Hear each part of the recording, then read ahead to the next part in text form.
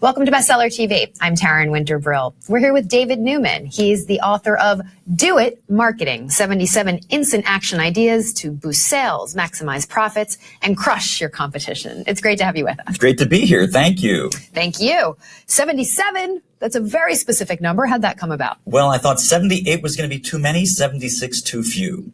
So I'll tell you, it's funny. When I wrote this book, Taryn, it was about random access, jump in anywhere. It's like a website between the covers of a hard copy book because people don't have time. In fact, my clients that want to write books, I say, I don't have really time to write. Don't worry. Your readers don't have time to read. True. So instant access, you can literally flip the book open anywhere. One of those 77 things or two or three of them are exactly what you need in the moment to help you grow your business. How do you navigate the 77? Is there any particular order? Well, there is, because of course I had professional editing. So as opposed to just an explosion, right?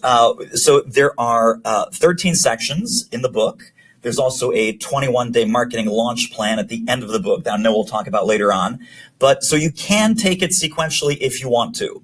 And all the left-brained people will probably start on page 1 and end on page 225, and they'll have a great experience. But most people, they're working on lead generation. They're working on sales. They're working on branding. They're working on referrals. They're working on any of these things. You simply flip open the table of contents, go boom, it's on page 49. Bingo, it's on page 83. Wow, it's on page 119. And they're off and running with exactly what they need, just enough, just in time. Yes, it's very user-friendly and it's very organized. But what if you don't know what you need?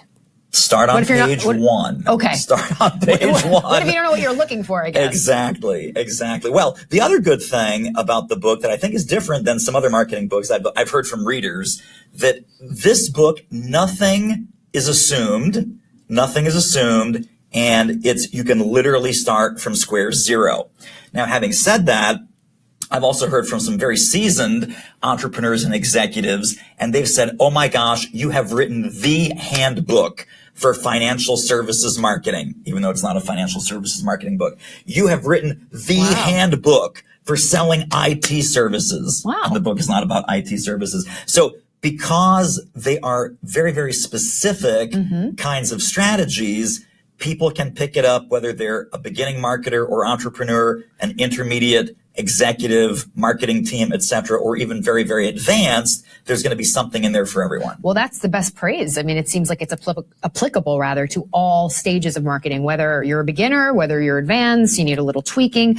I think it's really great, David, that if you are someone who is starting a new business and you don't have a marketing budget and you need to do it on your own, this is the guide to have. Yes, absolutely. And that's a great point, Taryn, because a lot of I'd say 90% of the strategies in the book, the cost to implement them is zero, nada. So it's things where you can leverage your smarts, leverage your talent, or leverage your creativity, and not necessarily spend a whole bunch of money on ads or spray and pray marketing or try and batch and blast the universe. Because those strategies also tend not to work these days. So we really focus in on specificity. One of the mantras throughout the book is offer value, invite engagement. So thought leadership marketing. Yeah. So you took the words out of my mouth.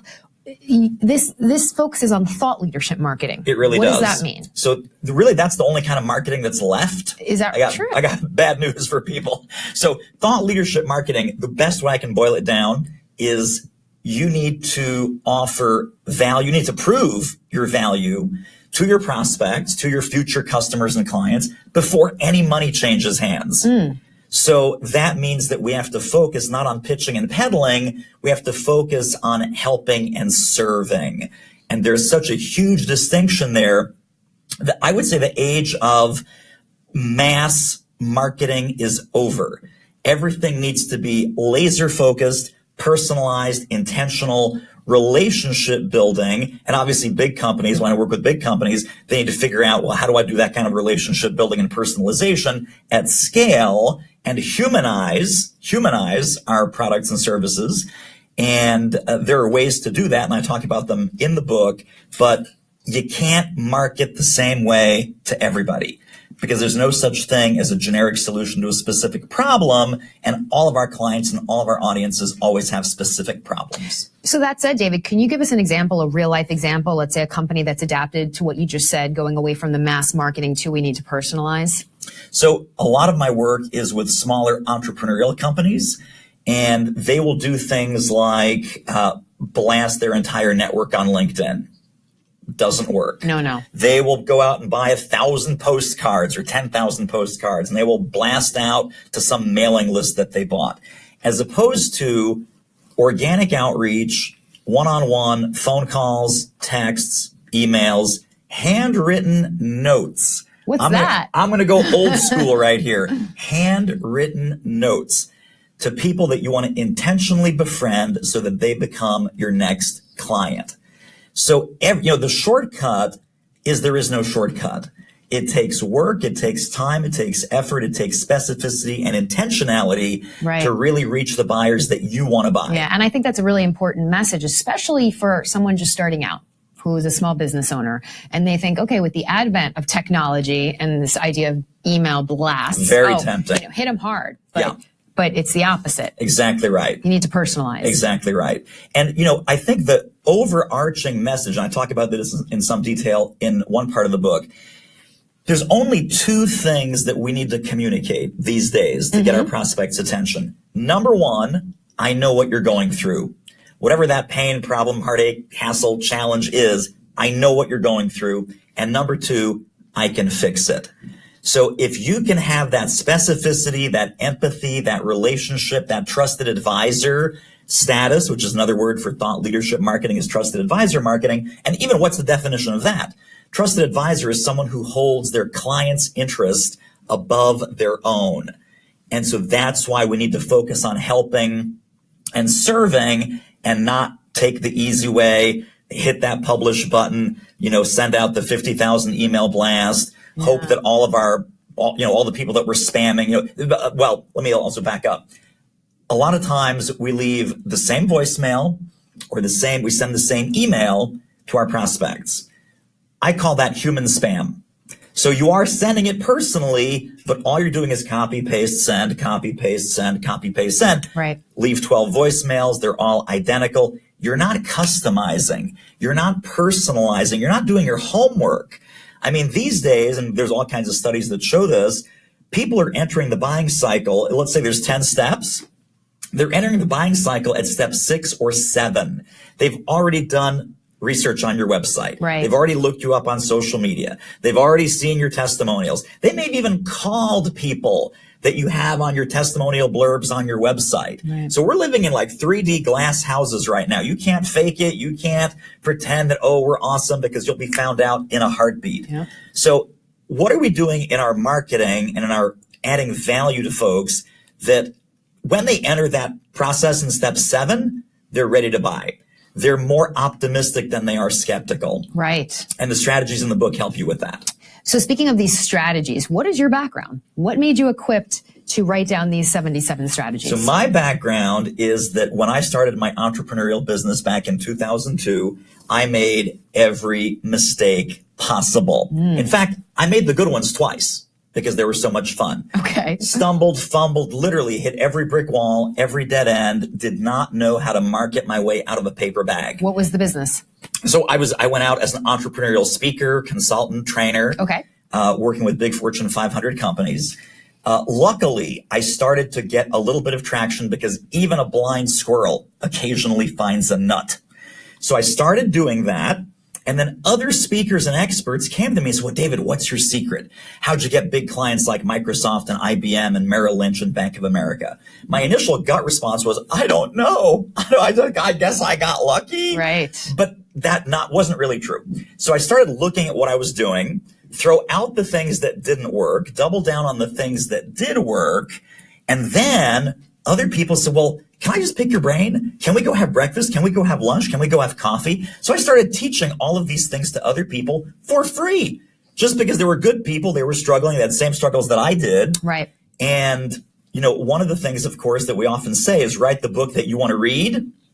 I was giving the advice that I myself had to learn.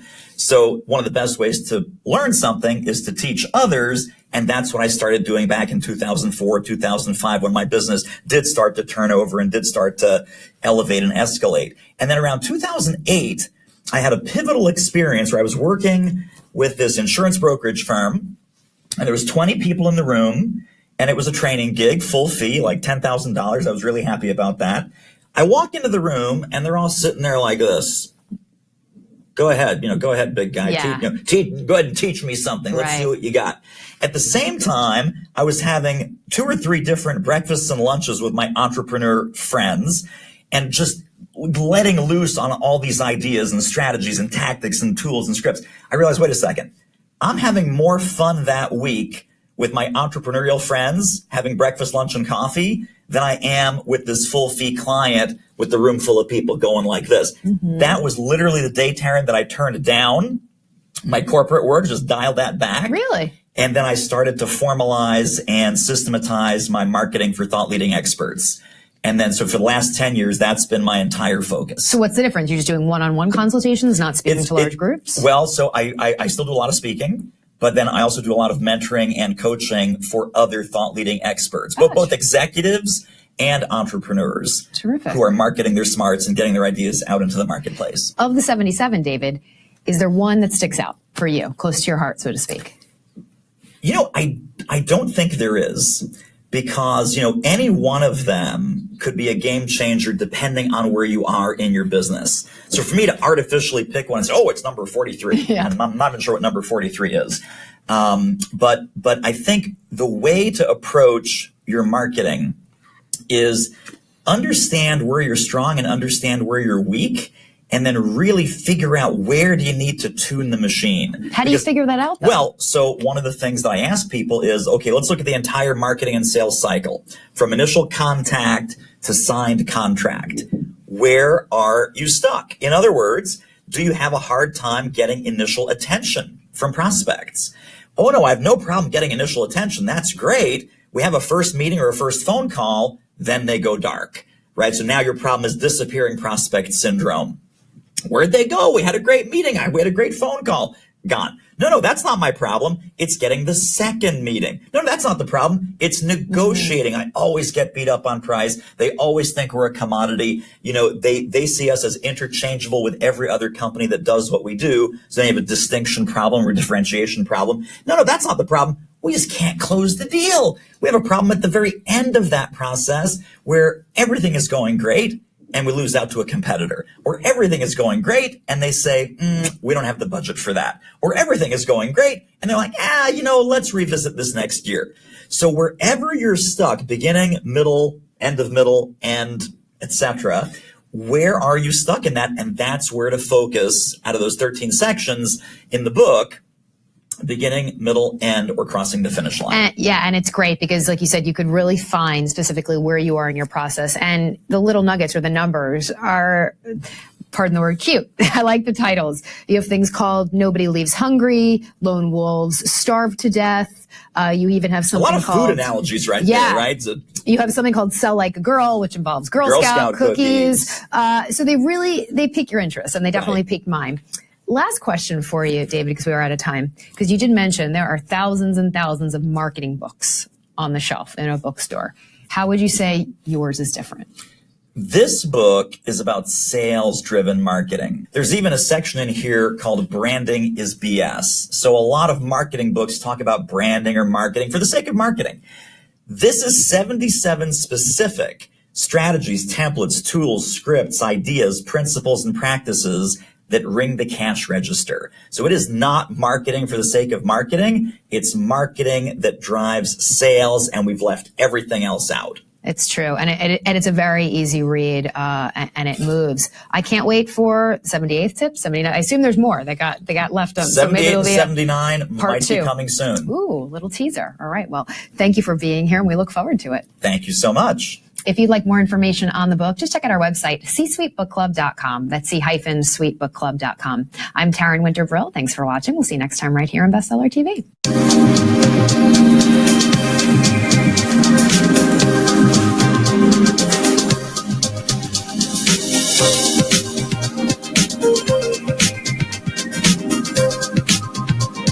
you.